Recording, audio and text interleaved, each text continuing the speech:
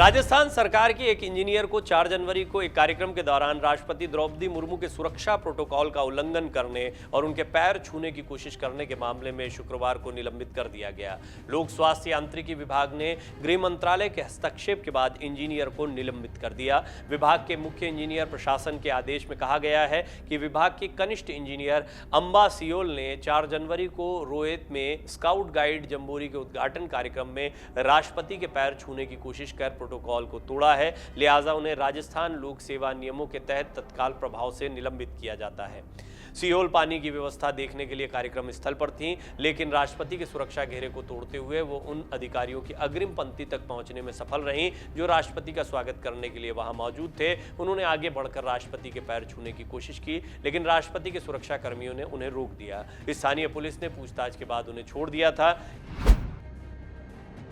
गृह मंत्री अमित शाह ने जगन्नाथ मंदिर में पूजा अर्चना करने के बाद मंदिर के हाथियों को खाना भी खिलाया। प्रधानमंत्री नरेंद्र मोदी ने शनिवार को भोगी और उत्तरायण उत्सव पर लोगों को बधाई दी। प्रधानमंत्री मोदी ने ट्वीट किया, भोगी पर शुभकामनाएं, सभी की खुशी और सलामती की दुआ करता हूं। उन्होंने एक अन्य ट्वीट में कहा, उत्तरायण पर शुभकामनाएं, हमारे जीवन में खुशियों की भरमार हो।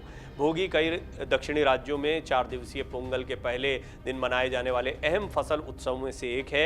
उत्तरायण भी फसल से जुड़ा हुआ त्योहार है। ये गुजरात में मनाए जाने वाले पतंग उड़ाने के प्रमुख उत्सवों में से एक है। ये एक ऐसा संक्रांति का समय होता है जब देश के अलग अलग हिस्सों में पर्व की तरह इसको मनाया जाता है और अलग अलग राज्यों में अलग अलग जगहों पर उत्सव मनाने के तरीके भी अलग अलग होते हैं। केंद्रीय गृह मंत्री अमित शाह ने अहमदाबाद के वेजलपुर में आयोजित पतंग महोत्सव में हिस्सा लिया। गुजरात के अहमदाबाद में मकर संक्रांति के अवसर पर पतंग महोत्सव का आयोजन किया गया। केंद्रीय गृह मंत्री अमित शाह ने अहमदाबाद के वेजलपुर में आयोजित पतंग महोत्सव में यहां पर पतंगबाजी भी की। उन्होंने पतंग को उड़ाया भी, और ख़ास बात ये रही कि जब अमित शाह पतंग को उड़ा रहे थे तो उनके साथ में परिवार के अन्य सदस्य भी मौजूद थे। अमित शाह की पतंगबाजी के दौरान मौजूद लोगों ने जय श्री राम और भारत माता की जय के नारे लगाए। गुजरात के अहमदाबाद में मकर संक्रांति के अवसर पर पतंग महोत्सव का आयोजन किया जाता है हर बार। अमित शाह हर बार इस अंदाज में दिखाई देते हैं और जब वो पतंग उड़ा रहे थे तो बहुत ही अनुभवी पतंगबाज के अंदाज में वो दिखाई दिए। मकर संक्रांति पर सिर्फ गुजरात ही नहीं बल्कि देश के कई हिस्सों में पतंग उड़ाने की एक पुरानी परंपरा रही है और पतंगबाजी एक ऐसी कला है जो अब हाल के दिनों में सिर्फ त्योहारों के इर्द गिर्द देखने को मिलती है, लेकिन एक वो भी वक्त था जब आमतौर पर लोग पतंगबाजी जमकर किया करते थे।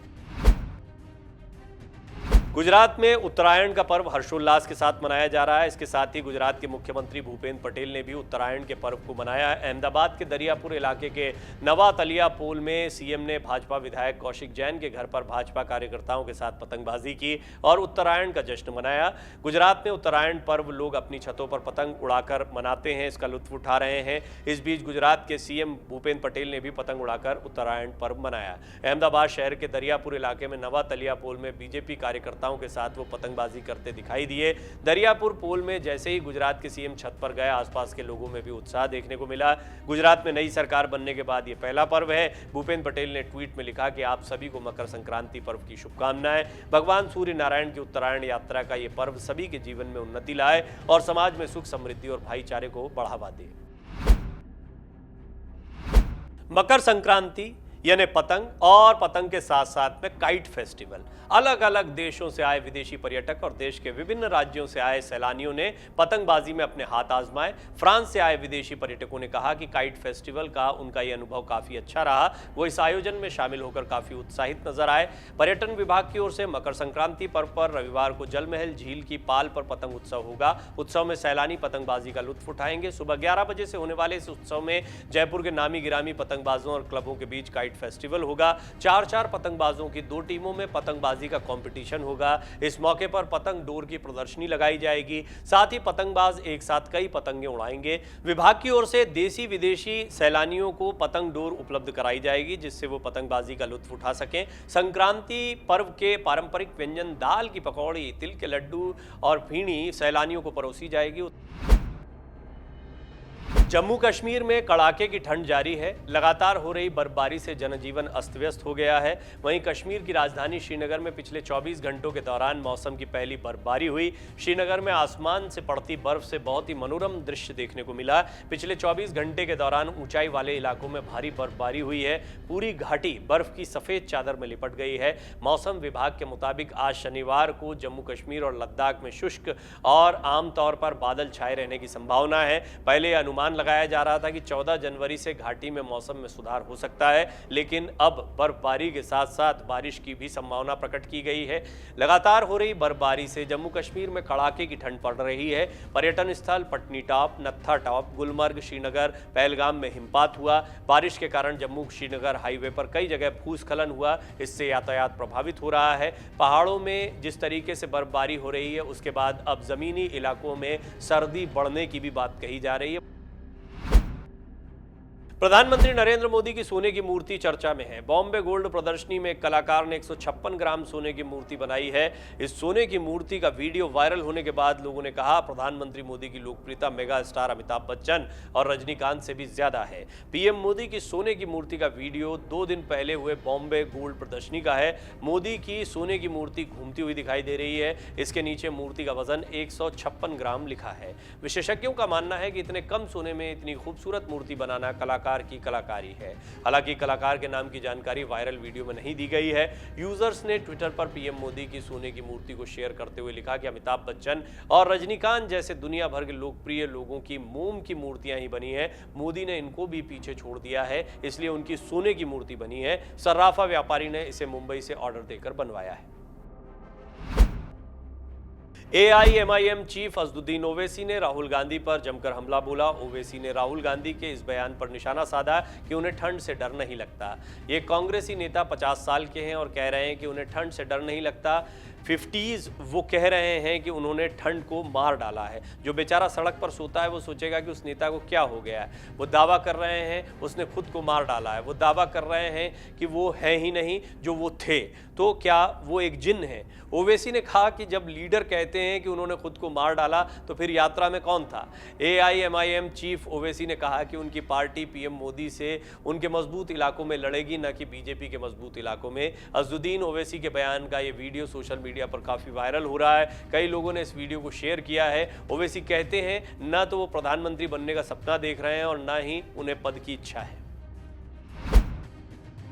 वैष्णो देवी भवन समेत भैरव घाटी में शुक्रवार की सुबह ताज़ा बर्फबारी देखने को मिली।